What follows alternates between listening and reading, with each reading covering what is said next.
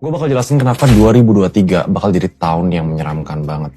Dan kalau kalian nonton video ini sekarang, kalian bakal jadi salah satu minoritas yang bakal punya waktu buat persiapan biar kalian gak jatuh miskin di tahun depan. Sebenarnya gue bukan niatnya mau nakut-nakutin ya, tapi sebenarnya gue worried. Kebanyakan orang yang gue tanya, kiri kanan teman gue, safe to say mayoritas tuh belum ada persiapan kalau misalnya terjadi apa yang kita nggak mau harapkan di 2023. Pak Jokowi juga sempat mention di BUMN Startup Day, yang kebetulan gue waktu itu jadi pembicara juga. Beliau bilang 2023 bakal jadi tahun yang sangat gelap. Sampai di tahap hampir 20.000 orang tuh mati setiap hari karena pangan. Mereka kelaparan, dan kalau sudah sampai krisis pangan, itu sesuatu yang menurut gue harus diperhatiin banget. Again, gue bukan mau lebay, tapi gue bakal jelasin kenapa tahun depan atau beberapa tahun ke depan itu bakal jadi tahun yang gelap banget. Dan ekonomi global itu sebenarnya kayak domino, kayak lingkaran setan. Kalau misalnya salah satu jatuh dan yang lain nggak bisa dipertahanin, itu bakal runtuhin semuanya. Sebelum gue bahas apa yang kalian harus lakuin, kalian harus ngerti apa yang lagi terjadi di dunia sekarang. Dan gue bakal bagi ke 5 chapter besar biar kalian bener-bener ngerti seberapa seremnya situasi kita sekarang. Honestly, gue jarang di awal video gue minta kalian untuk share atau komen atau kayak kasih video ini ke teman kalian. Tapi gue sewari itu, kalau misalnya kita nggak siapin sesuatu sekarang juga, kita bakal kaget kalau misalnya seandainya apa yang nggak diinginkan terjadi di tahun depan. Dan sedihnya, mayoritas yang terdampak dengan krisis ini itu orang menengah ke bawah. Di sini kalian bakal bener-bener ngerti kenapa quote orang kaya jadi lebih kaya lagi dan orang miskin jadi lebih miskin lagi. Karena when this happen, orang kaya punya persiapan. Orang kira semua ini mulai dari perang, tapi sebenarnya kalian harus ngerti chapter pertama yang memulai semua ini adalah gara-gara pandemi. Sebenarnya gue nggak perlu bahas terlalu banyak di sini. Selain untuk ngingetin kalian kenapa domino pertamanya itu terjadi pas pandemi ini. Kita rekap aja ya. Pas pandemi, intinya shutdown. Sebelum gue jelasin arti shutdown, kalian harus ngerti how economy works. Ekonomi dunia, bukan Indonesia doang, dunia secara global bekerja dengan ada namanya perputaran uang. Ini cara simpel buat gue jelasin kalian. Kalau kalian bekerja di sebuah perusahaan, kalian harus bayangin perputaran uang ini. Perusahaan harus menjual barang, mendapatkan keuntungan untuk menggaji kalian. Kalian dapat gaji nih. Kalian baru untuk pengeluaran lain. Pengeluarannya apa? Untuk misalnya gadget, jalan-jalan, kehidupan, investasi, yang ujung-ujungnya uang harus muter ke bisnis lagi. Jadi perputaran yang luar biasa besar ini tiba-tiba di stop gara-gara pandemi. Bisnis nggak bisa dapat customer, kita nggak bisa keluar untuk spend uang kita. Kalau kalian ngira ekonomi itu sekedar yang penting uangnya ada terus nggak bakal crash, itu salah besar. Karena ekonomi itu bukan tentang berapa banyak uang, tapi seberapa banyak perputaran uang itu. Nah, banyak yang nggak ngerti ya. Dampak dari pandemi ini dan apa yang dilakuin sama Amerika pas pandemi ini terjadi, itu mungkin jadi step 1 dari semua kegagalan ekonomi dunia ini. Sebenarnya bukan cuma Amerika doang yang ngelakuin ini, on a global level ya, mereka ngelakuin ini. Tapi Amerika yang paling disorot karena mereka paling jor-joran banget. Kalau kalian bisa tebak apa yang dilakuin sama mereka, we go to chapter 2. Step 1 yang dilakuin sama seluruh dunia pas pandemi happen. Kalau kalian ngerti konsep ekonomi tadi, negara mau uang berputar. So what did they do? Amerika print uang kayak orang gila. Mungkin ada yang ngerti ya, print uang sesimpel kalau misalnya kalian ya buka email, tiba-tiba dapat email, nih duit $200 gratis buat kalian. Itu duit dari mana? Fun fact-nya, Amerika ngeprint uang selama pandemi itu jauh lebih banyak dibanding apa yang mereka print selama berapa puluh tahun terakhir. Segila itu. Tujuannya apa? Tujuannya sebenarnya harusnya bagus. Niatnya mereka ngasih uang ke orang-orang yang terdampak pandemi ini. 1, memang biar mereka hidup. 2, biar mereka pakai uangnya untuk memutarkan ekonomi. Biar mereka tetap spending, biar mereka tetap invest, biar uangnya berputar.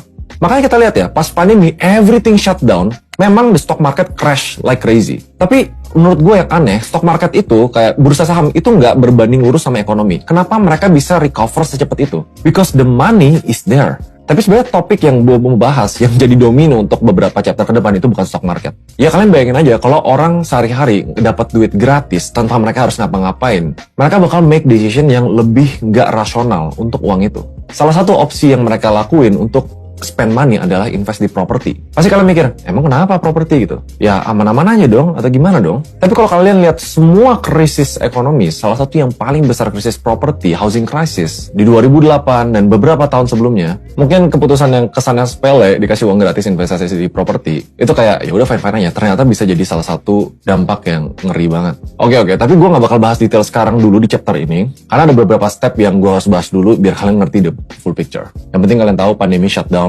printing money. Chapter 2, inflasi dan tightening. Apa dampak dari pandemi, apa dampak dari decision semua negara untuk print money? Basic konsep dari inflasi adalah peredaran uang terlalu banyak Dan harga-harga semua naik. Di saat ini juga kalian nggak perlu gue sebutin semua inflation rate di dunia, termasuk di Indonesia, apa harga-harga yang naik, karena kalian sendiri pasti ngalamin. Dan mungkin ini belum puncaknya. Lebih dari 90% negara emerging, termasuk Indonesia ya, ngalamin inflasi pangan di atas 5%. Kalau udah sampai pangan itu kebutuhan wajib sama semua orang kan. Kalau kita ngomong inflasi yang lain, misalnya kayak inflasi yang bukan core, barang-barang yang wants kita, atau yang mungkin kita nggak terlalu butuh, ya oke, kita bisa ngikutin strategi. Tapi sebelum kita lebih dalam ke situasi sekarang, gue harus jelasin kenapa ini bisa terjadi di awal. With that much money di chapter 1, mereka print untuk berharap orang spend money. Sesimpel rumus ekonomi bikin semua harga naik. Yang harusnya jadi niat baik semua negara untuk ngasih uang ke warganya biar ekonomi muter, backfire, dan mereka sadarnya telat. Mereka baru sadar, damn, uangnya kebanyakan. Gue harus ngapain? Gue harus tarik uang itu dari peredaran. Gue harus make sure harga-harga tuh nggak senaik itu. Ini makanya kalian sering baca di news yang namanya tightening, yang namanya naikin suku bunga. Dan itu part 2 dari chapter ini, yaitu tightening. Seluruh dunia, termasuk Indonesia, naikin yang namanya suku bunga. Surprisingly banyak nggak ngerti kenapa ini tuh impact ke inflasi kita. Teori simpelnya, kalau kalian naikin suku bunga, artinya bunga minimum dari bank yang harus disediain untuk pinjaman, mau untuk apapun itu, ya naik gitu loh. Harus ada alasan untuk orang lebih milih masukin aset mereka ke bank, ke aset-aset yang lebih pasif, dibanding mereka taruh uang mereka ke yang keluar. So itu basic konsepnya. Naikin suku bunga bikin orang lebih nyimpen duit di bank dibanding mereka keluarin duit. Dengan harapan uang peredarannya makin berkurang, inflasinya bisa terjaga. Tapi ada sisi lain loh dari tightening dan naikin suku bunga ini. Kalian ingat-ingat ya yang gue ceritain di chapter 1 ya. Suku bunga ini dinaikin, dampaknya bukan cuma bikin orang mau pegang gitu. Tapi ya pinjaman, KPR, dan yang lain-lain yang sifatnya cicilan, yang hutang. Itu semuanya ikut naik. Satu sisi bikin investor mau taruh di aset-aset itu, tapi orang-orang yang sifatnya meminjam itu juga kena dampaknya. Dan kenaikan suku bunga Amerika, Jerome Powell, the Fed ya, mereka bilang sendiri, ini mungkin nggak berhenti sekarang. Dan pelan-pelan mereka harus tetap naikin dalam beberapa tahun ke depan. Yaitu karena udah kebanyakan uang. Soalnya kalau inflasi nggak kejaya, yang kena siapa? Warga paling kecilnya, menengah sampai kecil. Mereka udah nggak ada opsi lain selain harus beli nasi dengan harga mungkin nanti berapa kali lipat dari sekarang. Dan dengan naikin suku bunga ini, ada perubahan persepsi dan behavior dari investor. Ngapain mereka taruh di high risk asset kalau misalnya taruh di low risk asset bunganya dinaikin terus gitu. Salah satu dampaknya adalah startup crash. Kalian harusnya pernah dengar SoftBank, salah satu VC yang paling gede di dunia. Dia ruginya gila banget. Like gila. Akhirnya dampaknya apa? Kebanyakan startup mau di global, di dunia, tech stock yang sifatnya teknologi yang mungkin masih merugi sampai sekarang.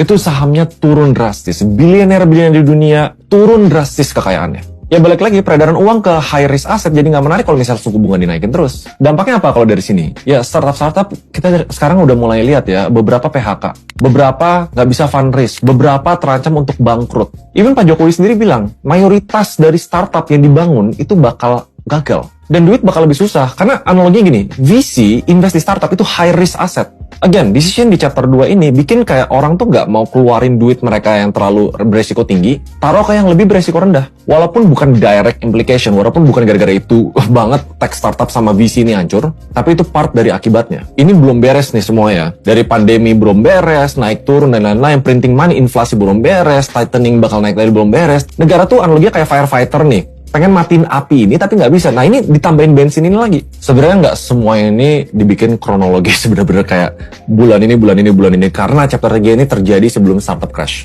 yaitu the war. Rusia dan Ukraine yang awalnya kesannya kayak bakal bakal contain ke negara itu, ternyata punya impact yang gede banget di seluruh dunia. Gue nggak perlu jelasin terlalu panjang tentang perang ini karena kalian sering lihat di media lainnya, misalnya kayak Rusia waktu itu langsung kena embargo, mata uangnya turun terus karena naik lagi. Tapi salah satu impact paling gede adalah fakta bahwa Rusia itu tuh kayak pom bensinnya dunia. Hampir semua negara di dunia itu bergantung sama minyak dari Rusia, dan hampir semua negara di dunia pakai minyak untuk energi dan listrik. Rusia di embargo sama banyak negara. Dibikin kalau lu kerja sama Rusia, lu nggak teman kita lagi, lu nggak hopeng kita. Ada satu pipa yang namanya Nord Stream ya. Itu pipa penyalur minyak dari Rusia untuk Eropa. Dan belakangan news ini, Nord Stream itu kayak ada kecelakaan, nggak bisa kirim minyak. Ada yang bilang itu disengaja. Ini banyak ya decision. Misalnya mulai dari Rusia mau jual ke negara Asia diem-diem dan harga lebih murah biar mereka dapat dukungan negara Asia, dan mereka cuannya gede banget gitu.